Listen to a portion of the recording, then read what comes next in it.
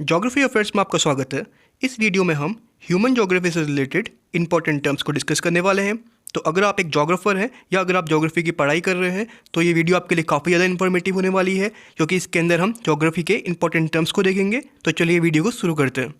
So okay, first term is harbour. What is harbour? Harbour is a extensive stretch of deep water where vessels can anchor securely to obtain protection from sea and swell either through natural features और artificial work। मतलब ये एक हमारा deep water places है जहाँ पर जो vessels वगैरह होती है वो खड़ी हो सकती है, ठीक है, प्रोटेक्शन के लिए। जो समुद्र में थोड़ी बहुत लहरें उठती है उनके लिए ये एक नेचुरल, मोस्टली नेचुरली बनता है।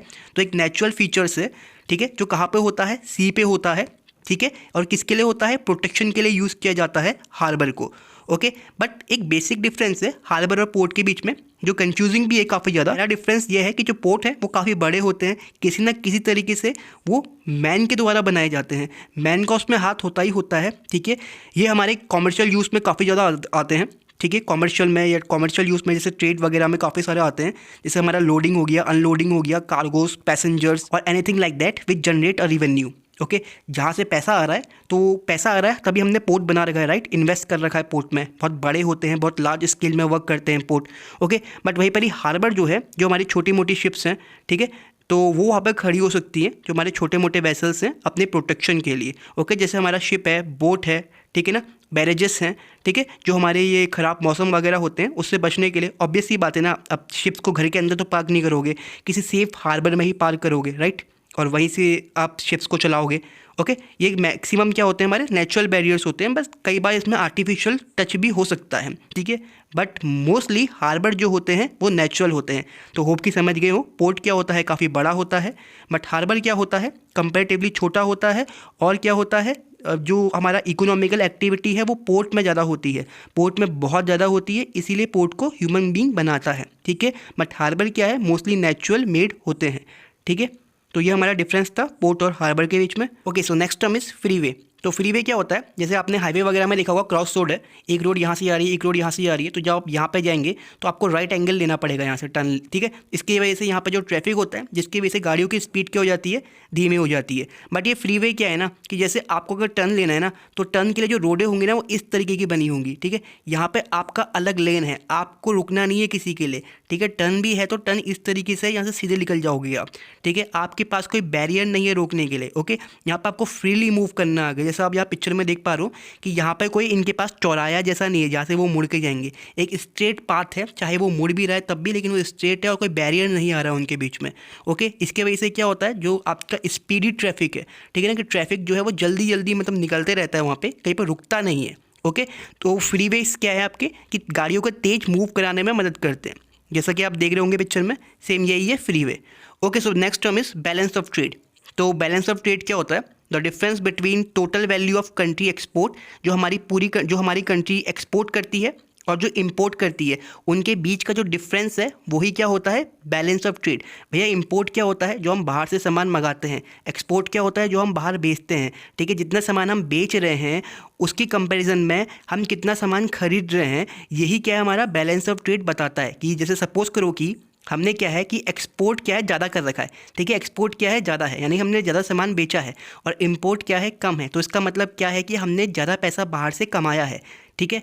एक्सपोर्ट करके हम पैसा कमाएंगे, और जब हम इंपोर्ट करते हैं, चीज़ें बाहर से मंगाते हैं, तो हम पैसा खर्च करते हैं। यानी कि हमारा बैलेंस ऑफ ट्रेड क्या है? पॉजिटिव है, ठीक है। पॉजिटिव क्यों है? क्योंकि हमने क्या किया है? एक्सपोर्ट ज़्यादा किया है, ठीक है। समझ गए इस चीज़ को कि बैलेंस ऑफ ट्रेड क्या है? इंपोर्ट और एक्सपोर्ट के बीच का difference he balance of trade कहलाता है।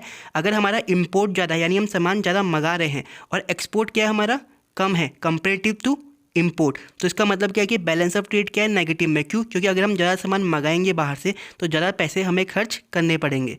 ओके, होप यू अंडरस्टैंड, ठीक है। इसके बाद है बार्टर सिस्टम। तो बार्टर सिस्टम क्या है ना, कि बहुत बेसिक चीज़ है। जैसे पहले क्या है ना कि मनी का सिस्टम नहीं चलता था, ठीक है।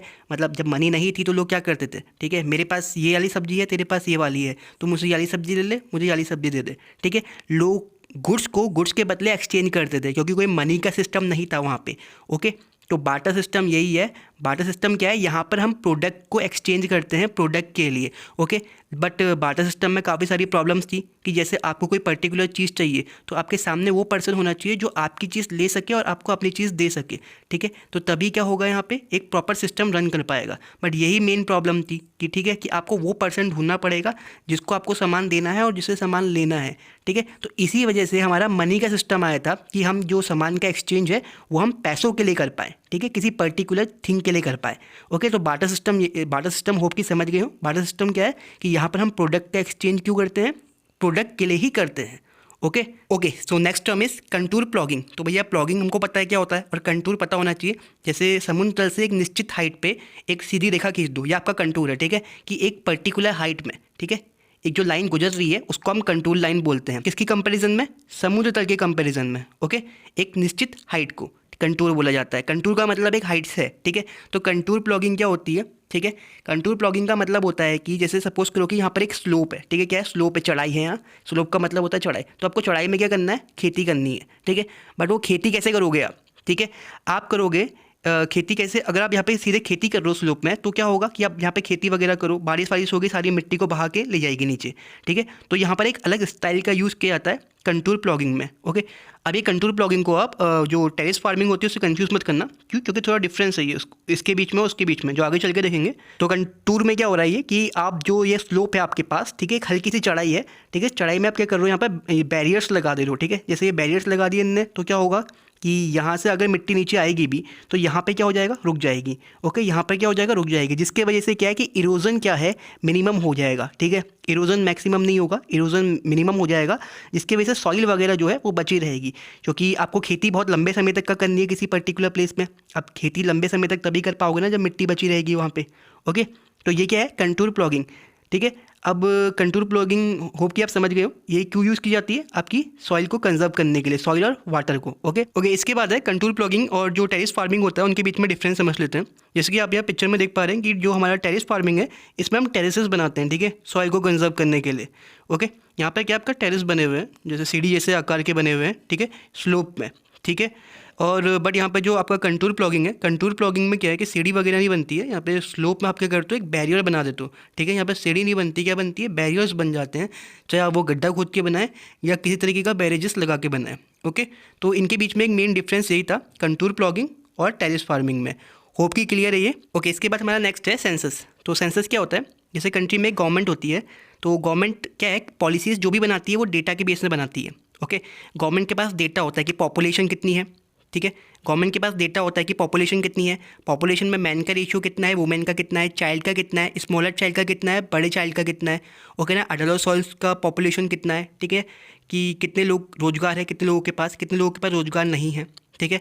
गवर्नमेंट के पास सारा डेटा होता है। तो सेंसस हमारा क्या है कि सेंसस क्या है, हर 10 साल में आता है, ठीक है। कितना आता है, 10 साल में आता है, 10 ईयर में आता है, ठीक है।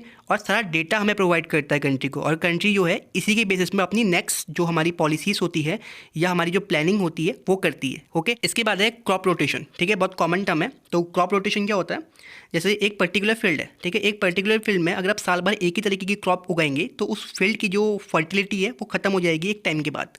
तो क्या करना पड़ता है कि उस फील्ड की फर्टिलिटी बनी रहे, इसके लिए आपको उस फील्ड में अलग अलग टाइम पे अलग अलग क्रॉप्स को उगाना होता है, ताकि क्या हो, उसकी फर्टिलिटी बनी रहे, किसकी, फील्ड की, ओके। जैसे एक टाइम पे गेहूँ उगा दिया, ठीक है, एक टाइम पे सब्जी वगैरह दाल वगैरह उगा दी, दूसरे टाइम पे कुछ और क्रॉप्स उगा दी, ओके। तो इस तरीके से क्रॉप का रोटेशन करेंगे तो जो फील्ड की हेल्थ है वो भी बनी रहेगी, ओके। इसके बाद है हॉर्टिकल्चर। तो हॉर्टिकल्चर क्या होता है, यहाँ पर आप वेजिटेबल्स को उगाते हैं या फ्रूट को उगाते हैं, किसमें, हॉर्टिकल्चर में, ओके। एक छोटे प्लॉट में, प्लॉट का छोटा होना जरूरी नहीं है, बड़ा भी हो सकता है। यहाँ पे जो आपका प्रोडक्टिविटी होती है काफ़ी ज़्यादा ही होती है, क्यों, क्योंकि हॉर्टिकल्चर में मेनली हम लोग साइंटिफिक मेजर्स का यूज़ करते हैं। यहाँ पे साइंटिफिक जो फर्टिलाइजर्स हैं, पेस्टिसाइड्स हैं, उनका यूज़ करते हैं, और मोस्टली हम लोग टेम्परेचर को कंट्रोल करने की कोशिश करते हैं, ओके। तो इस वजह से हम लोग यहाँ पे क्या करते हैं कि लास्ट नंबर में हमारा फ्रूट्स या फिर जो वेजिटेबल्स हैं उनको प्रोड्यूस करने की कोशिश करते हैं बाय कंट्रोलिंग द टेम्परेचर, और बेस्ट क्वालिटी की करने की कोशिश करते हैं ताकि अच्छा मुनाफा हो इसमें, ठीक है। हॉर्टिकल्चर मेनली साइंटिफिक मेथड से किया जाता है, ओके, ठीक है। किसके लिए, आपके फ्रूट्स और वेजिटेबल्स के लिए। होप कि समझ गए इतना। अब नेक्स्ट टर्म में मूव करते हैं। ठीक है। इसके बाद है मेट्रोपोलिस। मेट्रोपोलिस एक पॉपुलर टर्म है। तो होता क्या है कि मेट्रोपोलिस आपकी एक लार्ज सिटी है, ठीक है, या एग्लोमरेशन ऑफ पॉपुलेशन बोल सकते हैं इसको, ठीक है, या पॉपुलेशन का बहुत ज़्यादा जमावड़ा है, एक बहुत बड़ी सिटी को हम लोग बोलते हैं metropolis city. And metropolis cities जो होती है वो मैक्सिमम क्या होती है हमारी, हमारा एक एडमिनिस्ट्रेटिव सेंटर होती है, या कोई कॉमर्शियल सेंटर होगा या इंडस्ट्रियल सेंटर होगा। भैया कोई इतनी बड़ी सिटी बनने के पीछे एक रीज़न हो सकता है, राइट। वो रीज़न क्या हो सकता है आपका, एडमिनिस्ट्रेटिव, जैसे कैपिटल वगैरह हो गई, या कॉमर्शियल एक्टिविटी होती है वहाँ पर कोई, जैसे पोर्ट सिटी हो गई, या कोई इंडस्ट्रियल सिटी हो गई जैसे जमशेदपुर। ओके, तो इन ये चीज़ें हो जब वहाँ पर होंगी तो उन्हीं की वजह से क्या होगा कि वो मेट्रोपोलिस बनेगी। और मेट्रोपोलिस क्या है, जनरली सर्व करती है इसको हिंटरलैंड को। हिंटरलैंड क्या आपका आउटर एरिया किसी भी सिटी का। ओके, तो उनको क्या करती है, सर्व वगैरह करती है। ओके, तो होप कि समझ गए हो मेट्रोपोलिस क्या होता है। एक बड़ी सिटी है, कई सारी सिटीज़ आपस में मिलकर एक मेट्रोपोलिस बनाती है। Okay okay, after this what is economic geography. तो देखो क्या होता है कि ना, सारे सब्जेक्ट आपस में इंटररिलेट करते हैं। और ज्योग्राफी क्या है, ज्योग्राफी में हम लोग मिनरल्स, रिसोर्सेज, ठीक है, हर चीज़ पढ़ते हैं। किसी भी जगह की जो फिजिकल कैरेक्टरिस्टिक्स है उनके बारे में हमको काफ़ी कुछ पता होता है। तो क्या है ना कि जो इकोनॉमी है वो भी इन चीज़ों से रिलेट करती है, ठीक है। इकोनॉमी मतलब पैसा कमाना। पैसा कैसे कमाओगे, जब चीज़ों के बारे में आपको पता होगा तभी ना। तो जो ज्योग्राफिकल नॉलेज है प्लस जो इकोनॉमिकल नॉलेज है, इनको जो हम कंबाइन कर देते हैं ना एक अच्छा प्रोडक्टिव चीज़ आने के लिए, तो उसी को हम इकोनॉमिक ज्योग्राफी बोलते हैं, ठीक है। इसकी डेफिनेशन देख लेते हैं एक बार कि ये एक ब्रांच है ज्योग्राफी की जो डील करती है विद इन्फ्लुएंस ऑफ इन्वायरमेंट, जहाँ पर हम इन्फ्लुएंस करते हैं किस पे, इन्वायरमेंट पे, ठीक है, बोथ फिजिकल और कल्चरल और इकोनॉमिकल एक्टिविटीज़, ठीक है, फिजिकल कल्चरल का किस पे, इकोनॉमिक एक्टिविटीज़ ऑफ मैन पे, bringing out similarities and differences from place to place in the ways people make living. हर जगह के बारे में कि किस तरीके से वहाँ पे जो इंसान रहते हैं वो वहाँ की लोकेशन के अकॉर्डिंग, वहाँ की जो फिजिकल जो वहाँ की लोकेशन है, इन्वायरमेंट है, उसके अकॉर्डिंग किस तरीके से ह्यूमन बीइंग डिफरेंट है, उनका बिहेवियर डिफरेंस है, ठीक है, उनके वजह से वहाँ पे जो इकोनॉमिक एक्टिविटीज़ का डिफरेंस आ सकता है ना, वो सब हम पढ़ते हैं किसके अंदर, इकोनॉमिक ज्योग्राफी के अंदर। ओके, बहुत वाइड ब्रांच है किसकी, ज्योग्राफी की। क्या, इकोनॉमिक ज्योग्राफी। होप समझ गए हो। इसके बाद है भैया ट्रक फार्मिंग। तो ट्रक फार्मिंग क्या होती है ना, जनरली हम लोग ट्रक फार्मिंग में वेजिटेबल्स की बात करते हैं। होता है कि जैसे एक शहर है, ठीक है, शहर के अंदर वेजिटेबल्स बहुत जल्दी बिक जाती है और पेरिशेबल भी होती है वेजिटेबल। जैसे आप बहुत दूर से लेके आ रहे हो तो पता लगा शहर के अंदर लाइन तक ख़राब हो गई, उसकी वैल्यू ख़त्म हो गई। तो शहर के लास्ट में जो लोग रहते हैं ना, मतलब जो आउटर में रहते हैं या शहर के पास में जो लोग रहते हैं, वो जनरली वेजिटेबल्स को उगाते हैं ज़्यादा प्रॉफिट के लिए। ओके, और उनको शहर के अंदर जाके बेचते हैं ताकि वो लोग क्या कर सके ना, रातों रात सब्जी को अपनी प्लेस से जो मार्केट है, मार्केट तक पहुँचा सके, ठीक है। ट्रक फार्मिंग इसी को बोलते हैं कि ओवरनाइट आप ट्रांसपोर्ट कर देते हैं किस चीज़ का, वेजिटेबल्स का। कहाँ पे, शहर के अंदर। किसकी मदद से, ट्रक की मदद से। और मोस्टली यहाँ पर उगाते क्या, हम लोग वेजिटेबल्स को उगाते हैं। ओके, तो इसीलिए हम लोग क्या बोलते हैं इसको, ट्रक फार्मिंग बोलते हैं इसको, ठीक है। इसके बाद it is govern by the distance a truck can cover overnight, ठीक है।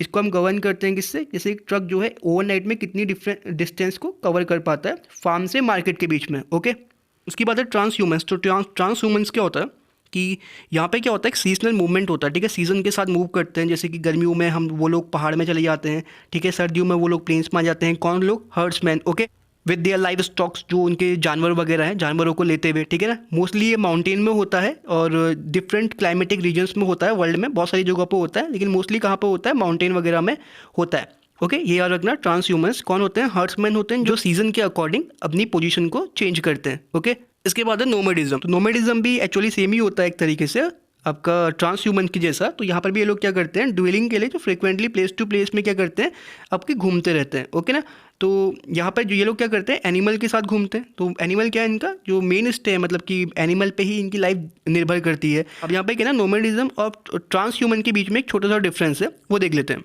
ओके, तो ट्रांस ह्यूमन्स और नोमैडिज्म के बीच में जो एक डिफरेंस है वो ये है कि जो ट्रांस ह्यूमन्स है ना आपका, ये मोस्टली क्या करते हैं, सीजनल होते हैं, ठीक है। सीजनल होते हैं, यानी सीजन के साथ कहाँ पे जाएंगे, किस जगह पे जाएंगे, पता होता है इनके बारे में। बट यहाँ पर अगर हम नोमैडिज्म के बारे में बात करेंगे, ठीक है, इनका जो पैटर्न है ना मूवमेंट का, वो इरेगुलर होता है, ठीक है, रेगुलर नहीं होता है। वहीं पर अगर ट्रांस ह्यूमन्स की बात करें तो इनका क्या है ना, एक प्रिडिक्टेबल पैटर्न होता है कि मतलब आप प्रिडिक्ट कर सकते हो कि अगले सीजन में कहाँ पर जाएंगे। बट नोमैडिज्म का कोई प्रिडिक्टेबल पैटर्न नहीं होता है, ठीक है, जहाँ चाहे वहाँ जा सकते हैं। वहीं अगर ट्रांस ह्यूमन्स की बात करें तो मेनली ये लोग माउंटेन में या हाईलैंड में रहते हैं, ठीक है, ऊँची जगह पर रहते हैं, ठीक है। बट अगर हम नोमैडिज्म की बात करें तो ये थोड़ी सी वैसी जगहों पर रहते हैं जो अरेबल होती है, यानी कि जहाँ पर आप खेती वगैरह भी कर सकते हो साथ में, ठीक है। तो नोमैडिज्म और ट्रांस ह्यूमन्स के बीच में बस एक छोटा सा डिफरेंस है, इसको याद रखना। इसके बाद नेक्स्ट है सब्सिस्टेंस एग्रीकल्चर। सब्सिस्टेंस का मतलब होता है कि जीवन निर्वाह के लिए जो हम एग्रीकल्चर करते हैं उसको हम सब्सिस्टेंस एग्रीकल्चर बोलते हैं। ओके, तो सब्सिस्टेंस एग्रीकल्चर क्या होता है ना, यहाँ पे जो फार्मर्स की पूरी फैमिली वगैरह है वो इन्वॉल्व रहती है इसके अंदर पे, एग्रीकल्चर के अंदर। और वो लोग क्या करते हैं, जैसे कॉमर्शियल एग्रीकल्चर होती है, ठीक है, उनके थ्रू नहीं करते हैं, बट यहाँ पर थोड़ा डिफरेंस रहता है इनका कि एक की जो फैमिली है इनकी, वो पूरा का पूरा खेत में जितना कर सकती है इंटेंसिवली एग्रीकल्चर करती है, जो लास्ट उसकी खेत की जो ज़मीन होगी उस तक को यूज़ कर लेगी यहाँ पे, ठीक है ना। इसके बाद नेक्स्ट है रेंचेस। तो रेंचेस क्या होते हैं, जैसे आपने बड़े बड़े खेत देखे होंगे, यहाँ पर जो एक हॉर्समैन है, ठीक है, जैसे इनके पास बहुत बड़े बड़े फील्ड्स वगैरह हैं, तो यहाँ पे क्या होता है कि ये बड़े फील्ड्स में क्या करते हैं, एग्रीकल्चर वगैरह करते हैं कॉमर्शियल स्केल में, जैसे ग्रेन्स वगैरह उगा दी, ओट्स वगैरह उगा दिए, स्पेशली यूनाइटेड स्टेट में। यहाँ पे पर पर्सन के पास बहुत बड़े एरियाज होते हैं, तो इन्हीं को हम रेंचेस बोलते हैं, ठीक है ना, बहुत बड़े एरियाज को। ओके, और यहाँ पे क्या करते हैं ये लोग, एनिमल को भी रियर्ड करते हैं, ओके ना, ठीक है। यहाँ पे लोग क्या करते हैं, एनिमल को भी ब्रीड करते हैं, उनको भी पालते हैं या रियर्ड करते हैं, ओके ना, एनिमल्स को भी। ओके, और ये क्या होते हैं, लार्ज स्टॉक फार्म्स होते हैं, बहुत बड़े फार्म्स होते हैं, याद रखना। कॉमर्शियल स्केल में यहाँ पे एग्रीकल्चर किया जाता है और एनिमल को रियर्ड किया जाता है, कहाँ पे, रेंचेस के अंदर। ओके, एग्जाम्पल क्या है इसका, यूनाइटेड स्टेट। ओके, इसके बाद नेक्स्ट है सिडेंट्री एग्रीकल्चर। सिडेंट्री एग्रीकल्चर क्या होता है ना कि यहाँ पर आप एक ही लैंड एरिया के अंदर बहुत लंबे समय तक के लिए एग्रीकल्चर को प्रैक्टिस करते रहते हो, ठीक है ना, लगातार ही प्रैक्टिस करते हो, तो इसी को हम बोलते हैं क्या, सिडेंट्री एग्रीकल्चर, जहाँ पर आप बहुत पहले से सेटल्ड हो और वहाँ पर आप बहुत लंबे समय से एग्रीकल्चर कर रहे हो, तो यही क्या हुआ आपका sedentary agriculture. Okay, so thanks for watching, we will meet on the next video.